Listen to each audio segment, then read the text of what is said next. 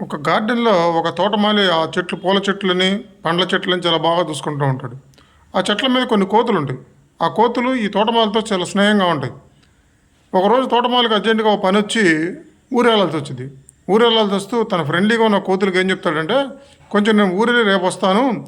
ఈరోజు సాయంత్రం చెట్లన్నిటికి నీళ్లు బాగా పెట్టండి. ఈ సాయం మీరు చేసి పెట్టండి." కోతులు బ్రహ్మాండంగా చేసి పెడతాం. ఇబ్బందేం లేదు. "నువ్వు వెళ్ళు. నువ్వు ఎలా చూసుకుంటావో అలా చూసుకుంటాం" అని చెప్తే. ఆడు వెళ్తూ వెళ్తూ తోటమాలి ఏమంటాడంటే, "ఒకసారి వేళ్ళు తడిచేదాకా నీళ్లు పెట్టండి" అని చెప్పి వెళ్ళిపోతాడు. వెళ్ళిపోయిన తర్వాత ఈ కోతులన్నీ కలిసి సాయంత్రం మొక్కలన్నిటికి బాగా బ్రహ్మాండంగా పాదులు చేసి నీళ్లు పెడతాయి. నీళ్లు పెట్టిన తర్వాత ఒక కోతికి అనుమానం వచ్చింది.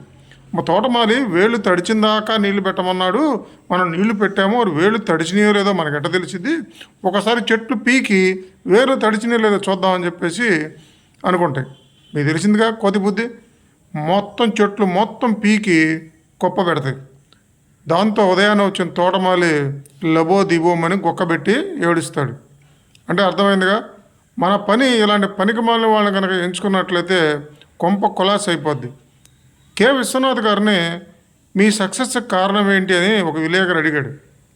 శంకరాభరణం తీశారు, స్వాతి ముత్యం తీశారు, అద్భుతమైన సినిమాలు తీశారు, నేషనల్ అవార్డులు వచ్చినాయి. ఇంత గొప్ప సక్సెస్కి మీ తెలివి సీక్రెట్ ఏంటంటే, ఆయన ఏం చెప్పారంటే, నాకు పెద్ద తెలివితేటలు ఏమి లేవు, స్వాతి ముత్యం అనే సినిమా కమల్ హాసన్ తెచ్చాను, రాధికని తెచ్చాను, ఇళయరాజాని తెచ్చాను, ఆ కాంబినేషన్ దేనికి ఎవరు కావాలో తెచ్చాను, తెలివిగల వాళ్ళందరినీ ఒక చోటకి చేర్చాను, అదే నా సక్సెస్ అన్నాడు.